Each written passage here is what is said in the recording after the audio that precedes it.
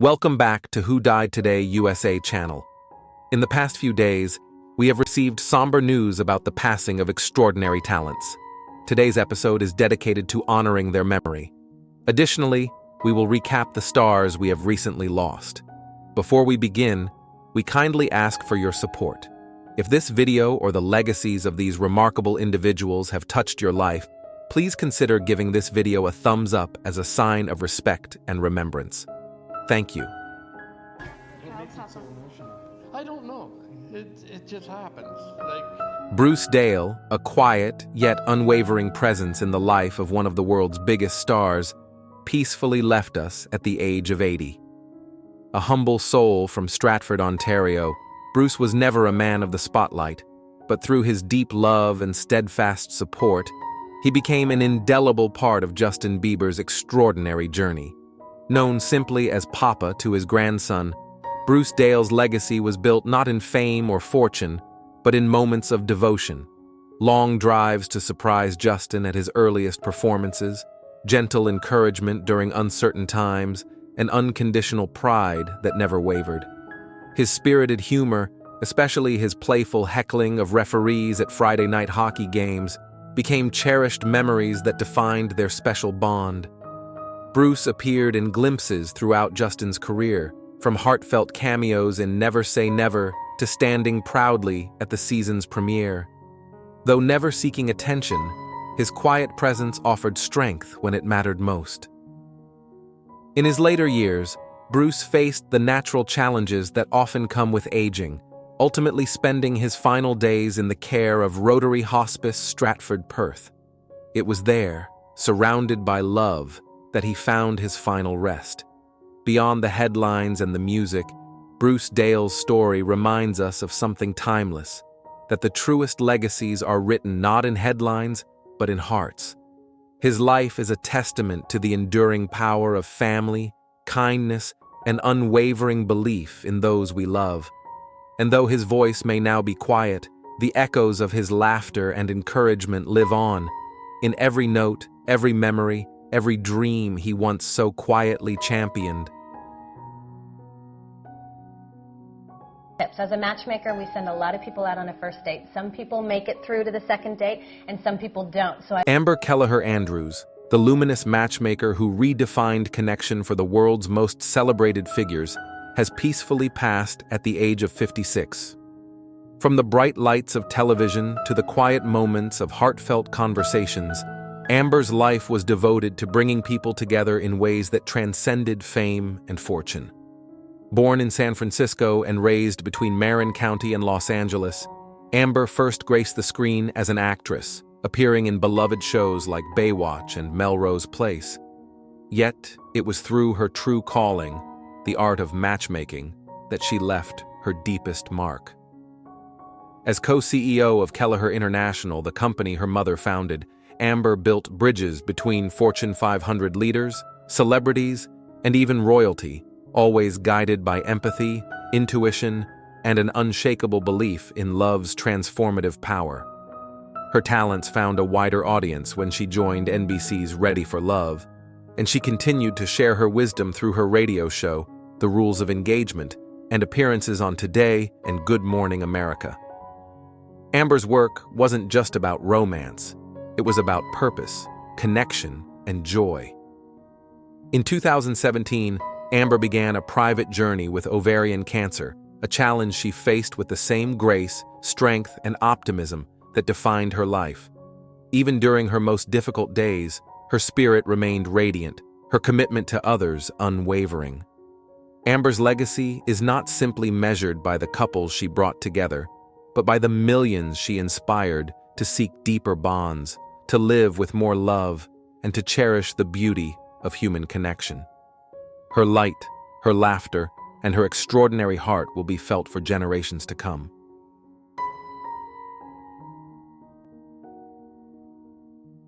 Is it too much? Is this supposed to be me?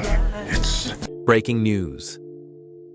In a world where fame devours the unprepared, how did Nicolas Cage, the wild spirit of Hollywood, survive the storm, lose it all, and still find a way to rise again? softer yet stronger than ever.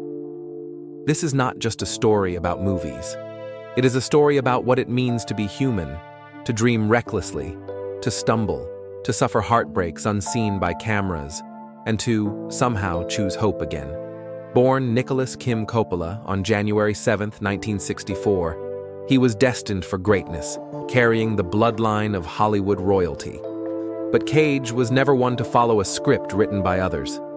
Eager to forge his own identity, he chose a new name, inspired by comic books, not cinema, and set off to build a legend that was entirely his own. Through the late 1980s, his unique energy dazzled audiences in Raising Arizona and Moonstruck. He was unpredictable, magnetic, someone who did not just act, but lived each role as if it were his last chance to tell the truth. By 1995, his searing performance in Leaving Las Vegas earned him the Academy Award for Best Actor, solidifying what fans and critics already sensed. Nicolas Cage was not here to imitate life. He was here to reveal it. Then came the action hero years, The Rock, Con Air, Face Off, where Cage's larger-than-life persona set a new standard for emotional depth within blockbuster cinema. His blend of raw humanity and adrenaline thrilled audiences around the world. With National Treasure, he captured the hearts of families, becoming a household name across generations. Yet behind the silver screen glimmer, life was carving deeper lines into the man. The 2000s brought financial chaos. A series of devastating real estate investments left Cage in a whirlwind of debt. To survive, he took on an exhausting number of roles, often in projects that lacked the soul and gravity he once embodied. Critics mocked him. Studios turned their backs. The once-adored star became a target for late-night punchlines. But Nicolas Cage, in the truest sense, was never a man defined by approval. Beneath the headlines, he was fighting battles few could see, not just for his career, but for his sense of self. And from those quiet battles, something remarkable emerged. In the 2010s, a new Nicolas Cage began to appear. Films like Joe and Mandy whispered a different story, one of a man unafraid to look into the abyss and still find meaning. These roles were not about money or fame. They were acts of pure expression, raw and fearless. By the time Pig arrived in 2021, critics and audiences alike recognized something extraordinary. Cage's performance as a grieving man searching for his stolen companion was haunting, tender, and achingly real. It was not a comeback. It was a rebirth. Through it all, Cage found a new rhythm to life. Health and balance became priorities, not afterthoughts. He embraced a lifestyle rooted in peace, early nights, clarity of mind, and an unshakable focus on what truly mattered: his family, his art, his well-being. At 61, Cage welcomed fatherhood once more with his wife, Riko Shibata, as they raised their young son, August. Parenthood softened him in ways few roles ever could. He spoke openly about the joys of slowing down, of choosing intentional living over relentless fame. The man once known for his unpredictable wildness was now choosing tranquility, and in doing so, rediscovering his true power. Yet life, as it always does, tested him again. In 2024, a deeply personal crisis unfolded when his eldest son, Weston Coppola Cage, faced a public and painful struggle with mental health. A lawsuit filed by Weston's mother, Christina Fulton, briefly named Nicolas Cage, alleging negligence. The world watched, waiting to see if the storm would pull him under. But once again, Cage chose resilience.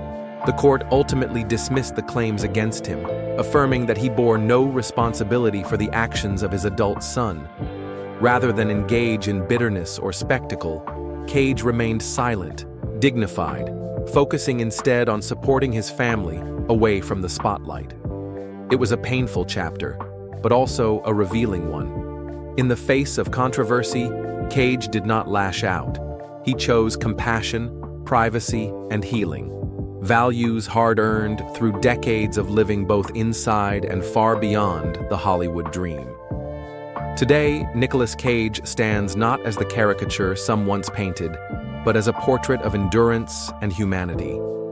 His career is thriving once more, with performances in the unbearable weight of massive talent, dream scenario, and Longlegs reminding audiences why they fell in love with him in the first place. Yet it is his personal evolution, the quieter, richer life he has built, that tells the deeper story. The man who once ran wild with fame now walks steadily alongside something far more lasting: peace. Nicolas Cage's journey is not just a tale of stardom regained, it is a meditation on growth, forgiveness, and the sacred art of starting over, again and again, with humility, with love, and with the fierce courage to be vulnerable. So as we watch the next chapter unfold, one thing is certain: Nicolas Cage remains one of the most fascinating figures in American cinema, not because he never fell, but because he always had the heart to rise. What does Nicolas Cage's journey mean to you? Has his story of resilience touched your life in some way? We invite you to share your reflections in the comments below as we celebrate the extraordinary spirit of a man who never stopped searching for meaning, both on screen and within himself.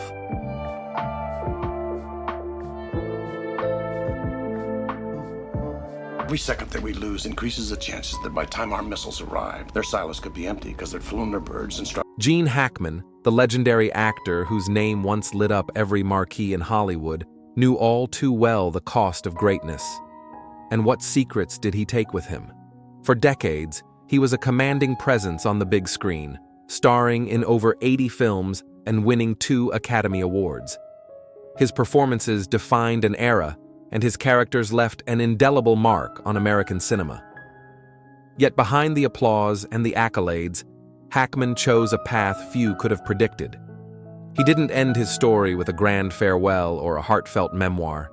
Instead, his final years unfolded in profound silence, a quiet retreat to Santa Fe, a devastating illness, and a mysterious legacy that even his own family struggled to comprehend. Today, we look back at the towering career, the painful solitude, and the haunting mysteries Gene Hackman left behind. How did a man so larger than life vanish into such heartbreaking obscurity? And what secrets did he take with him? But first, how do you remember Gene Hackman? On a scale from 0 to 10, how would you rate his impact on Hollywood and on your own memories of cinema? And which of his unforgettable roles still lingers in your mind today? Share your thoughts with us in the comments below. Let's dive into the extraordinary and ultimately heartbreaking journey of Gene Hackman. Before the silence, before the mysteries and the heartbreak, there was Gene Hackman, the young man who refused to accept the life that had been laid out for him. Born on January 30th, 1930 in San Bernardino, California, Hackman's early life was anything but glamorous. He came from a fractured family, moving often and struggling with a deep yearning for something more, a life far from small towns and broken promises. After lying about his age to join the Marine Corps at 16, Hackman spent years drifting, a radio operator, a furniture mover, a doorman. Acting wasn't even on the horizon until it suddenly was. By the late 1950s, while attending the Pasadena Playhouse, Hackman met another struggling young actor named Dustin Hoffman. Together, they were voted least likely to succeed by their peers. It's the kind of cruel irony Hollywood loves to tell, and in Gene's case, he turned that slight into fuel. Hackman's breakthrough came slowly but steadily. His first major role, playing Buck Barrow in Bonnie and Clyde, 1967, earned him an Academy Award nomination and changed everything. Suddenly, the kid who had been overlooked, doubted, and discarded was front and center, defining a new era of American cinema, raw, real, and uncompromising. Over the next decades, Hackman built a career few could rival. The French Connection, 1971, brought him his first Oscar. His portrayal of Popeye Doyle, a hard, flawed, determined cop, felt revolutionary. No longer were heroes spotless. Hackman made them human. Films like The Conversation, 1974, Superman, 1978, Hoosiers, 1986, and Unforgiven, 1992, cemented his reputation as one of Hollywood's most versatile and magnetic actors. Audiences trusted him. He didn't just play characters, he inhabited them. Whether he was a charming villain or a conflicted hero, Hackman's performances felt so authentic they blurred the line between actor and role. Directors loved him for his precision. Fellow actors admired him for his intensity. Fans adored him for his honesty. Yet even as he climbed higher and higher, Gene Hackman remained, at his core, an outsider. He often shunned the Hollywood party scene, preferring quiet conversations over noisy celebrations.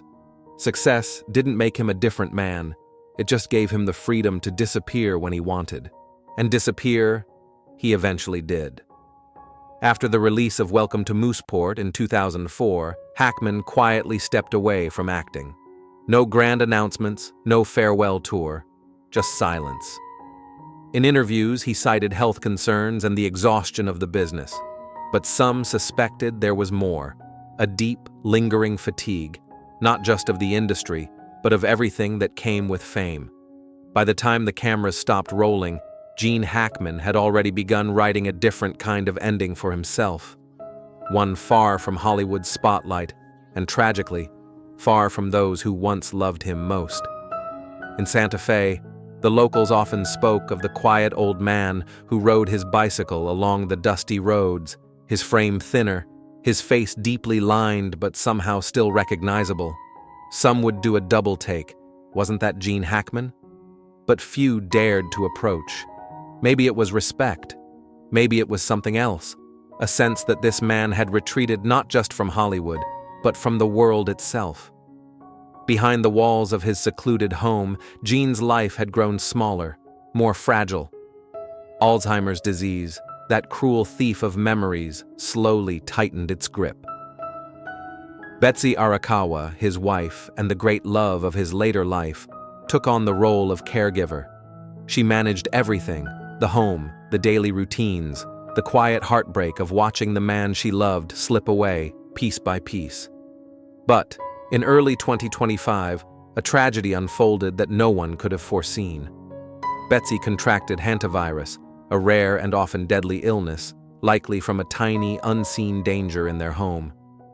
The disease came fast, merciless. Within days, she collapsed. In a cruel twist of fate, there was no one there to save her, no emergency call, no neighbors to notice, no Hollywood ending. When police were finally summoned weeks later, what they found was haunting. Betsy was discovered first, lying lifeless near a bathroom. Gene was near the front entrance, collapsed with his cane and sunglasses by his side, as if he had tried to reach out, to escape, but the effort had been too great. Their beloved dog, Xena, was found in her crate, having succumbed to starvation and dehydration. The home was eerily pristine, almost untouched, frozen in time, a still life of silence and solitude. Investigators speculated that Betsy had died first, and Gene, battling confusion and weakness, had survived her by a matter of days.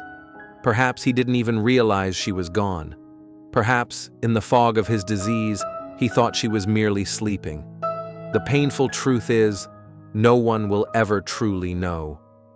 The world learned of their deaths with a stunned sense of disbelief.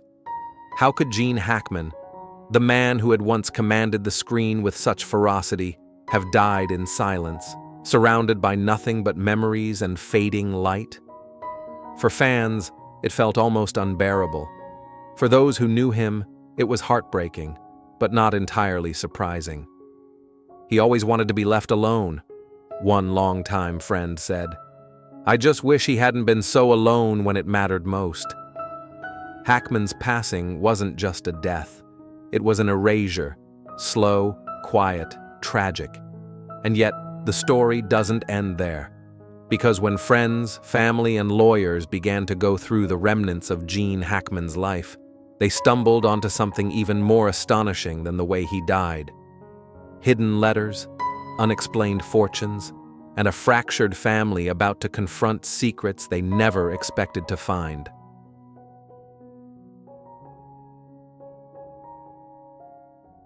We also run out of tracks, so that when we need to do guitars, we also did those on the vocal track. Our next story honors a true giant behind the music that defined a generation, the extraordinary producer, Roy Thomas Baker.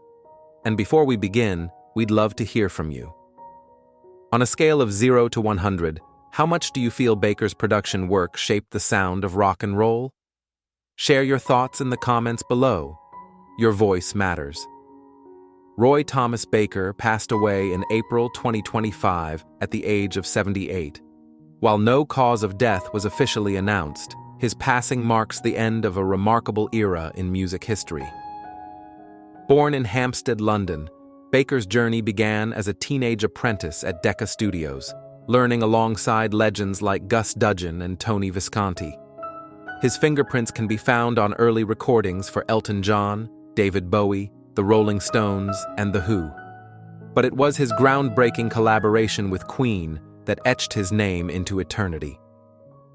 With Bohemian Rhapsody, now the most streamed song of the 20th century, Baker helped redefine what a rock song could be: grand, theatrical, and timeless. His career didn't stop there. He brought his masterful touch to The Cars, Foreigner, Journey, Alice Cooper, and even later generations like Guns N' Roses and the Smashing Pumpkins. He was known for his layered vocals, his perfectionism in the studio, and his ability to transform raw sound into anthems that still move us today.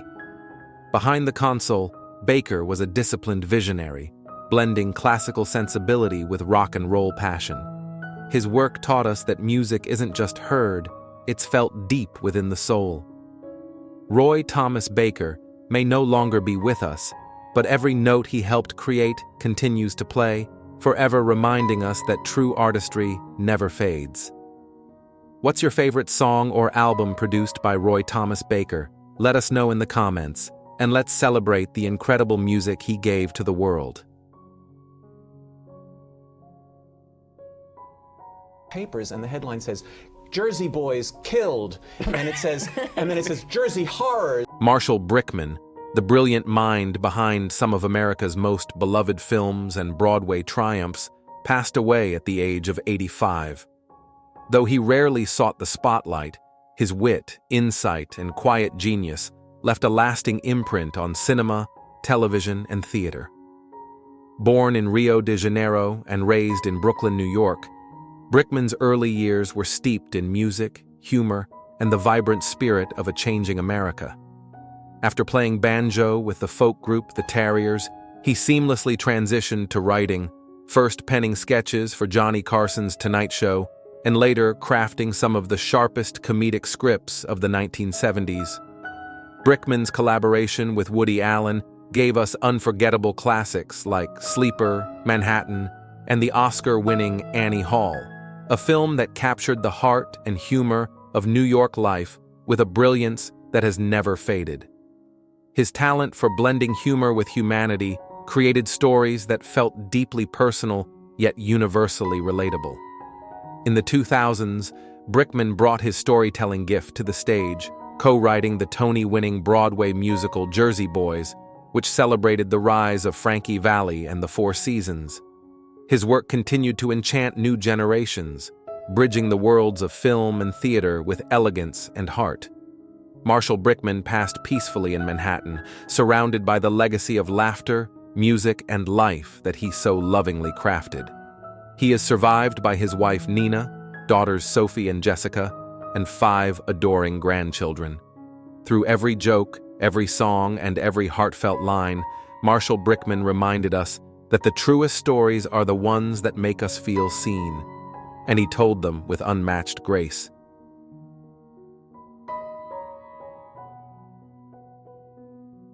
Not very well, it seems. But I could help with that. Lar Park Lincoln was a beloved American actress whose presence left a lasting impression across film, television, and the hearts of audiences. Born on May 12, 1961, in Dallas, Texas, Lar's career spanned an extraordinary 45 years, marked by both dynamic performances and a dedication to mentoring future generations of actors. Lar first captured attention with early roles in television, but it was her unforgettable portrayal of Tina Shepard, the telekinetic heroine in Friday the 13th Part 7, The New Blood, that solidified her status as a true scream queen. Her energy and authenticity made Tina one of the most memorable characters in the legendary horror franchise. She further charmed audiences as Linda Fairgate in the popular CBS soap opera Knots Landing, a character whose complexity and charm left viewers both entertained and captivated. Beyond the screen, Lar was a passionate teacher and founder of Actors Audition Studios, where she shared her wisdom and experience with aspiring artists.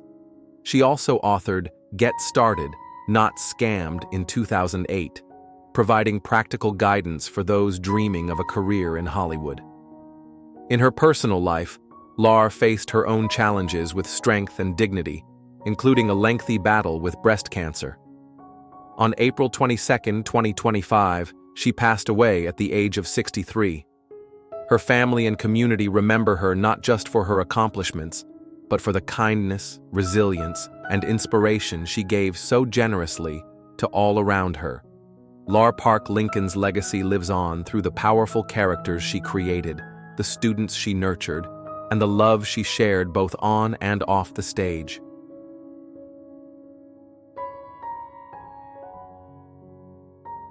Or transformers or gigantic cars that turn into robots.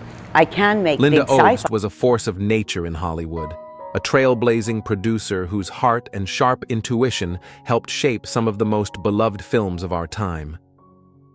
Born in 1950 in Harrison, New York, Linda grew up with a deep love for words, storytelling, and a fearless spirit that would carry her through a remarkable career. She began her journey as an editor for the New York Times Magazine, but soon found her true calling in the world of film. Over 4 decades, she brought to life cinematic treasures like Flashdance, Sleepless in Seattle, Contact, The Fisher King, How to Lose a Guy in 10 Days, and Interstellar. Linda had a gift for finding stories that spoke to both the mind and the heart, films that made audiences laugh, cry, and dream. Her career was not without challenges. In a male-dominated industry, she fought hard to carve out a space not just for herself, but for generations of women who would follow. She became a champion for female voices, a mentor, and a fierce advocate for creativity and integrity in storytelling. In her final years, Linda bravely lived with chronic obstructive pulmonary disease, COPD, a condition she spoke about openly to encourage others to protect their health. On October 22, 2024, she passed away peacefully at her home in Los Angeles, surrounded by loved ones. Linda Obst leaves behind a son, Ole Obst, 2 grandchildren, and a legacy that continues to inspire. She proved that passion, resilience, and heart could break barriers, and that great stories, like the life she lived, are never truly forgotten.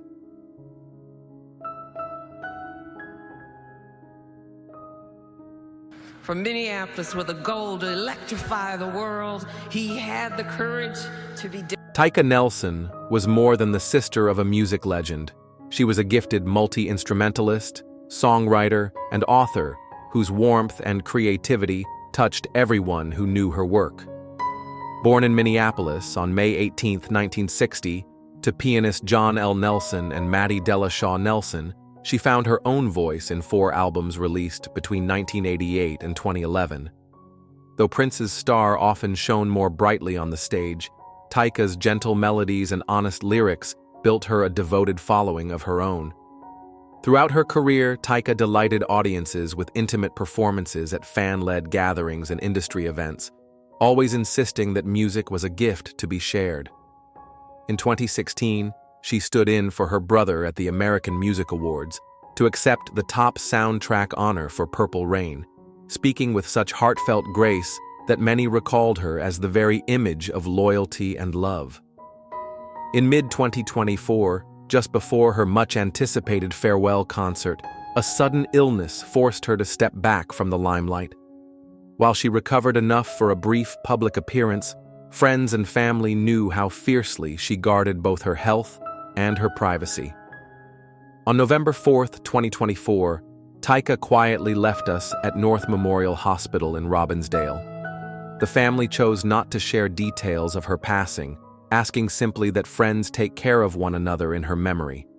Her legacy lives on in the songs she wrote and the stories she told. Stories of resilience, of unconditional support for those we love, and of the simple power of a shared melody. Survived by her sons, Sir and President, and 5 grandchildren, Taika Nelson's gentle spirit endures in every note of her music and in the countless hearts she inspired.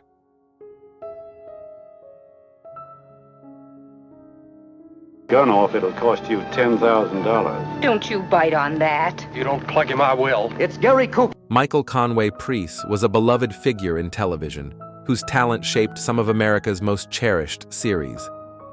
Born on September 15, 1936, in Los Angeles, he grew up watching his mother nurture script supervisors on set and felt the magic behind the camera from a young age. After beginning as a script supervisor on classics like Mutiny on the Bounty and How the West Was Won, he embraced the director's chair in 1975, ready to bring stories to life. Over 4 decades, Michael guided iconic series, from the dramatic echoes of Dallas to the determined spirit of Walker, Texas Ranger.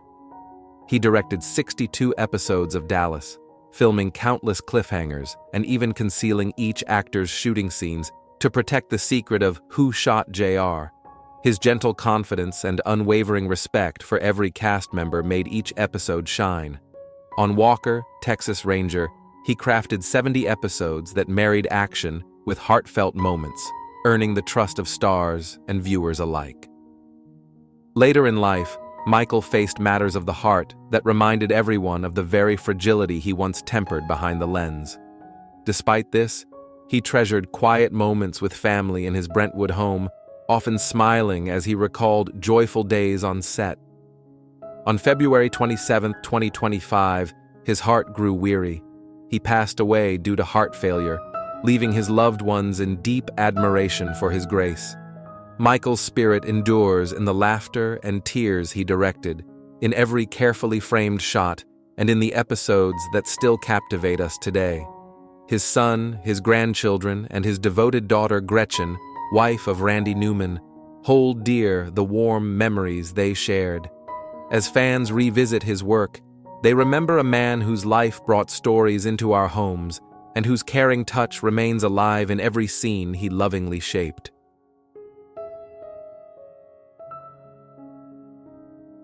Beautiful. I have never been this close to my dreams. Will I have to go back to the subway? Alice Tan Ridley was a cherished New York City songstress whose warm voice illuminated subway platforms and television stages alike. Born on December 21, 1952, in Georgia, she first found her calling as a special education teacher in Brooklyn, earning her teaching license after graduating from Stewart County High School in 1969. Yet it was her gift for singing, whether echoing through the Herald Square station for more than 3 decades or commanding the spotlight on national television, that cemented her place in people's hearts. For years, commuters would pause to listen as Alice's rich, soulful tones filled the air with classics like "I Will Always Love You" and "My Heart Will Go On." In 2002, she won $25,000 on the pilot of 30 Seconds to Fame, and in 2005, she wowed audiences on Showtime at the Apollo and appeared in David LaChapelle's documentary, Rise. Her Emmy Award in 2007 for Military Families spoke to both her talent and her ability to uplift through song. But it was her moving rendition of At Last on America's Got Talent in 2010 that introduced her to millions, earning praise from judges and viewers who saw her as a true powerhouse performer. In later years, Alice faced the challenge of memory loss, which led her to step away from public appearances. On March 25, 2025, she quietly passed away in New York City. Her family did not disclose a specific cause. Though she is no longer with us, her legacy endures in every note she shared, from the bustling subway stations to our television screens. Survived by her daughter, Academy Award nominee Gabourey Sidibe, her son Ahmed, her siblings and twin grandchildren Cooper and Maya, Alice Tan Ridley leaves behind a world made brighter by her unwavering spirit and unforgettable voice.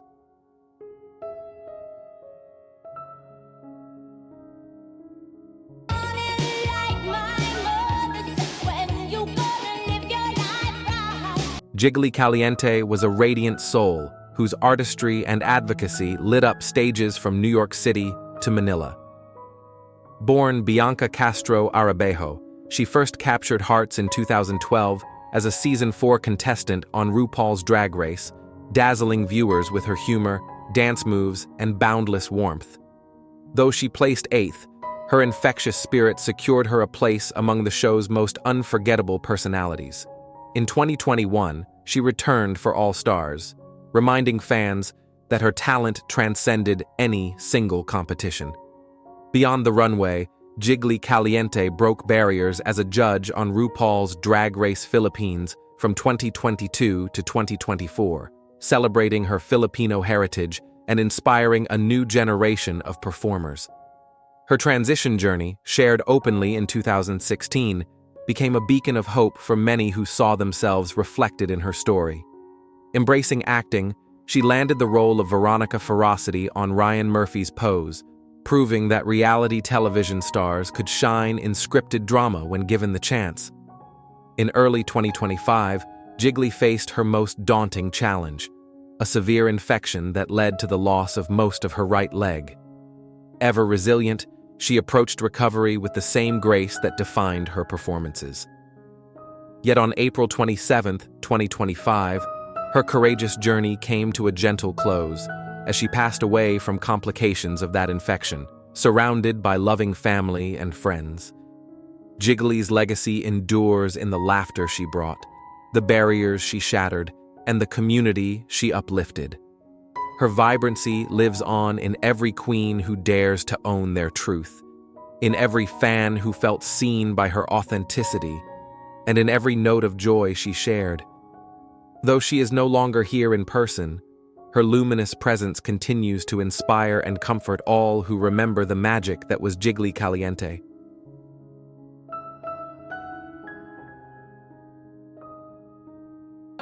Do you remember we used to go to the toll park?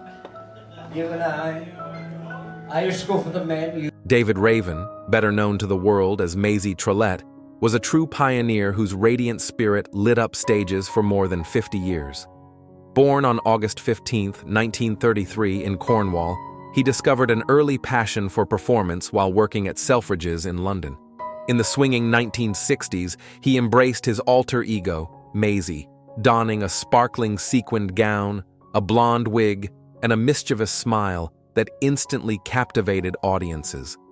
As one half of the slapstick duo The Trillettes alongside Jimmy Court, Maisie brought spontaneous laughter to clubs and charity galas. By 1973, he was a cornerstone of the inaugural Brighton and Hove Pride, leading the parade with a blend of wit, show tunes, and heartfelt camaraderie. Younger performers looked to him as both mentor and muse, buoyed by his reminder that there's no expiry date on being fabulous. Even into his 90s, Maisie took the stage with a walking stick in hand, refusing to let age dim his shine. Friends recalled how he kept David Raven and Maisie Trillette as lovingly distinct personalities, insisting on his given name offstage, yet transforming into the tawny glamour of Maisie the moment he stepped into the spotlight. In early 2025, after years of residing in a Brighton nursing home, he passed away due to age-related health complications. His final bow may have come quietly, but the ripple of his energy and courage will echo for generations.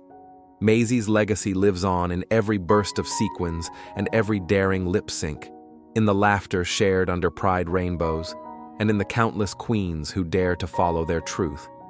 Survived by the community he helped unite, David Raven's memory endures as a testament to joy, resilience, and the boundless power of a single performer to change the world.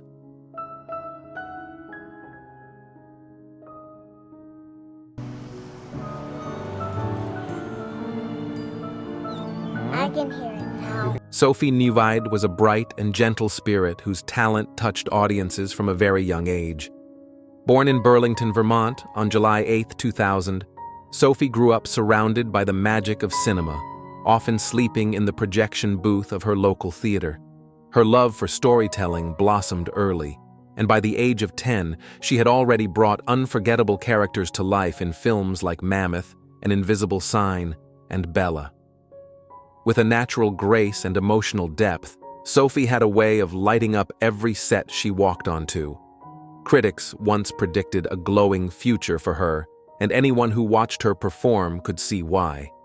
Acting was not just a career for Sophie, it was a safe place, a way for her to express the layers of a rich and complex heart. In later years, Sophie stepped away from the screen, pursuing snowboarding and exploring new paths. Behind her kindness and warmth, however, she faced personal struggles, quietly carrying burdens few could see.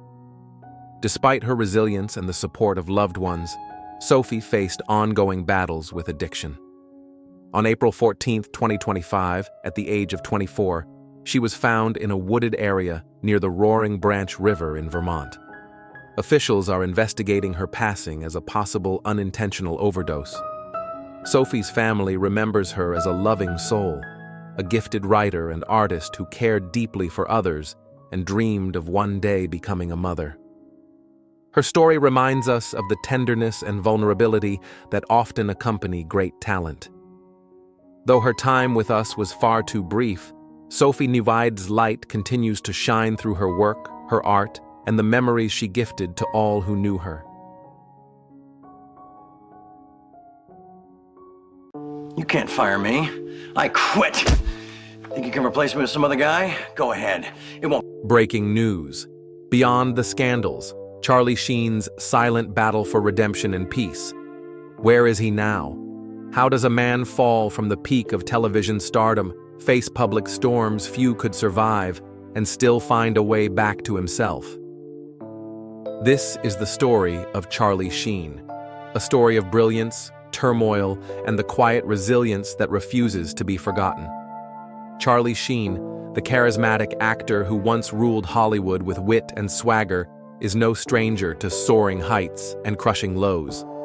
From blockbuster films to sitcom domination, Sheen's career defined an era.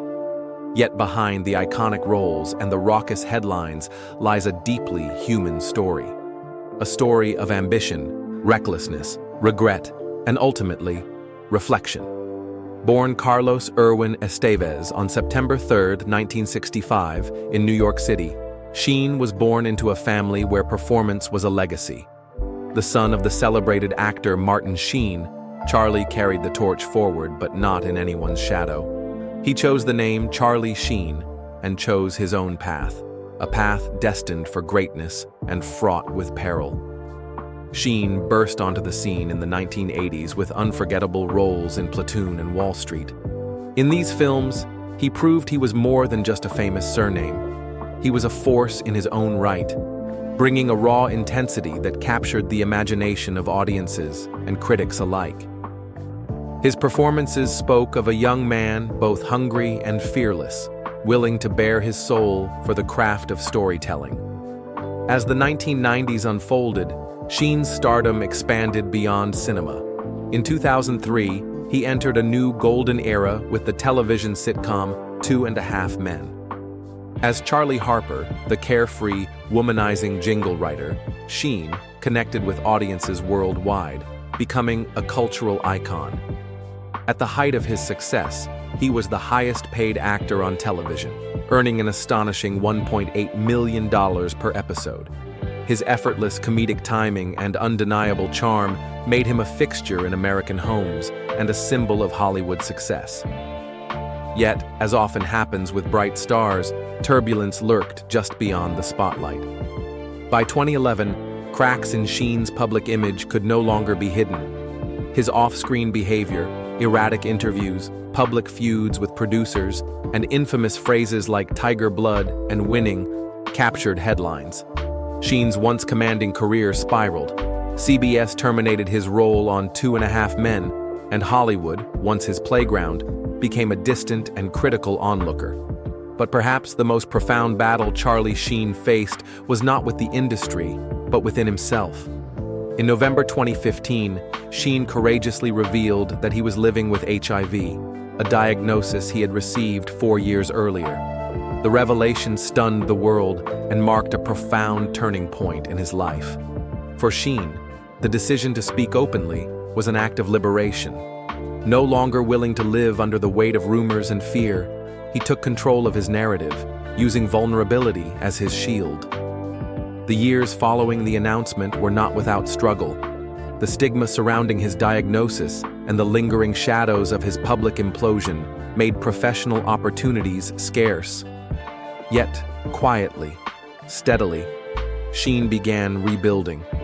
He prioritized his health, embraced a life away from chaos, and centered himself around family and healing. While much of the public's attention had once been focused on his headline-grabbing antics, Sheen's most recent chapters tell a quieter, more profound story. He has spoken in interviews about the lessons he has learned, the value of humility, the peace found in stability, and the realization that fame is fleeting, but inner peace must be cultivated. In 2023, Sheen took a step few thought possible. He reunited with longtime rival Chuck Lorre for the comedy series Bookie. This reconciliation, after more than a decade of animosity, symbolized not just a professional revival, but a personal evolution. No longer the man ruled by impulse, Sheen returned to the screen with gratitude and a renewed sense of purpose. In 2025, he continued his role into the second season of Bookie, marking a meaningful and hard-earned return to the industry that once embraced him and later cast him aside. Sheen's focus now lies in the quieter, more precious corners of life. His health remains stable, his spirit more grounded.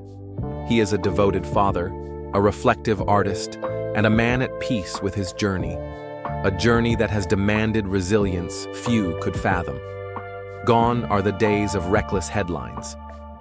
Today, Charlie Sheen stands as a reminder that survival is not just about weathering the storm, but about choosing to rebuild when the clouds finally break.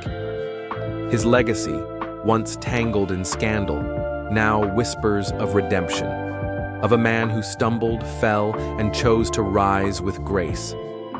While some may still associate Charlie Sheen with the chaos of his past, those who look closer will see something far more inspiring. A soul who dared to confront his demons and who, in doing so, discovered a more enduring form of triumph. What do you think about Charlie Sheen's extraordinary journey? Has his story of resilience and personal growth left an impact on you? We would love to hear your thoughts in the comments below as we continue to celebrate the evolving legacy of one of Hollywood's most fascinating figures. If you enjoyed this exploration of Charlie Sheen's remarkable life, please remember to like, subscribe, and share this story with others who appreciate tales of perseverance and human spirit. Together, let us keep these inspiring journeys alive.